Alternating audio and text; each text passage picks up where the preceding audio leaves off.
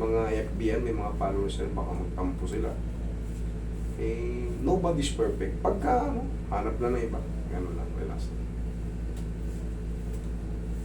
Minsan nakukulangan sa explanation, sa ganun. Nababalik ko ako doon, hindi na ako bumalik. Oo, ganun talaga sir. Meron talaga pagkakataon na kailangan talagang sinesession to, lalo pag sobrang tigas. Hindi po kaya ng ano, yung lalo super frozen. Dito nakikita nyo yung ano, nagiging okay agad. Lalo pag hindi yung hindi adhesive. Frozen shoulder siya pero hindi adhesive. Ito katulad na, hindi na to adhesive. Magugulat ka mamaya, maaat na yan. Pero kailangan kasi dyan, may mga na-edit kami, may mga naka-cut out na explanation. Okay? Si sir kasi galing na sa ano, malamang kulang lang sa explanation. Pinababalik pala kayo sir, eh syempre, hindi niya na ano yun.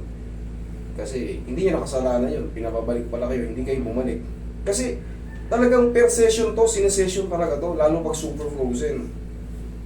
Pag tumigas na kasi yan, kailangan, kami lang ting nakakotherapy sa nakakaalam ng mga hidden ano yan, kumbaga, mga sikreto niyan dyan. Tapa ka sir.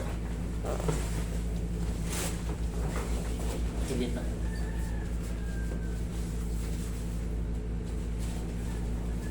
Okay. Okay, relax lang. Thank you.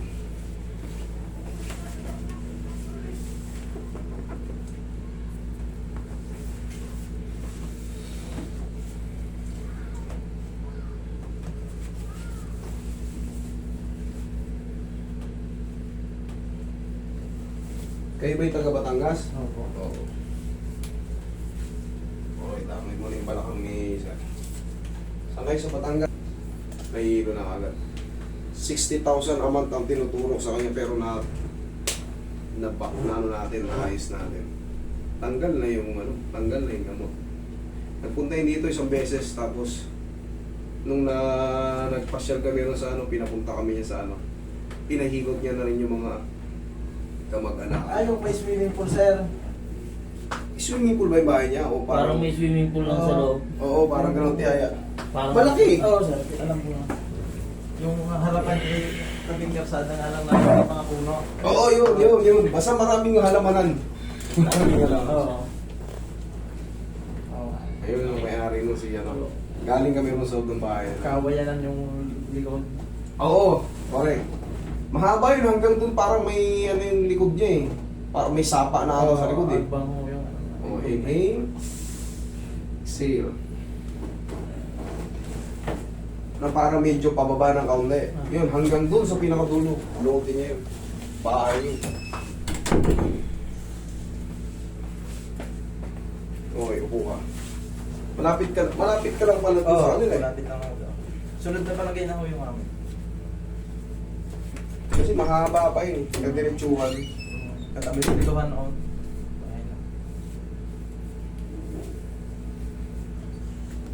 Okay, relax lang ha.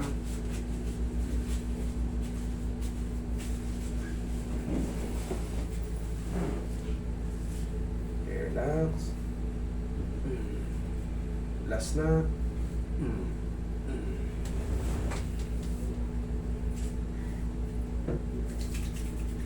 Malakas naman pala ang ano nito ni Sir.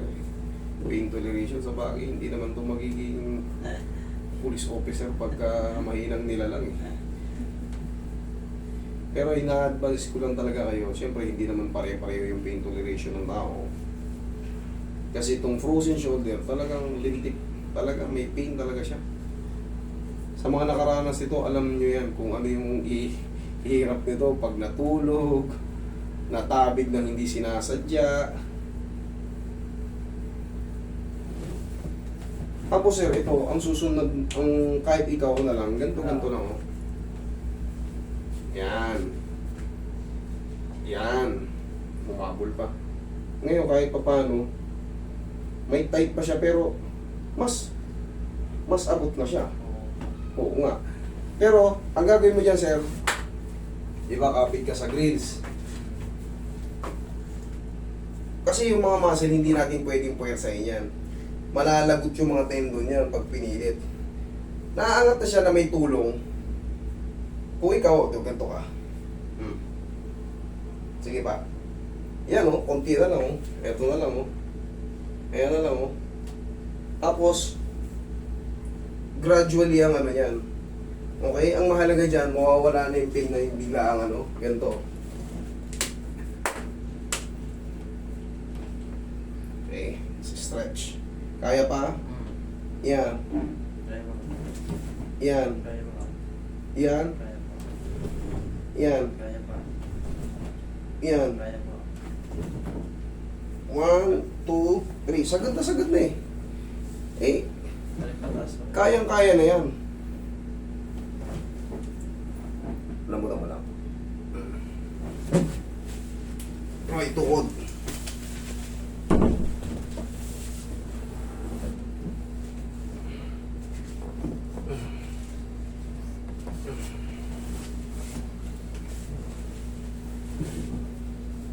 Sundan mo lang to ng mga exercise, ha? Kasi ito hindi kagad masi-zero-zero. Pero pag yan, pag may tulong ko, kanina, tigas talaga eh. O, kahit pa paano ngayon, malambot na siya. Okay sir, sundan mo ng mga stretching ha? Thank you so much. Yeah.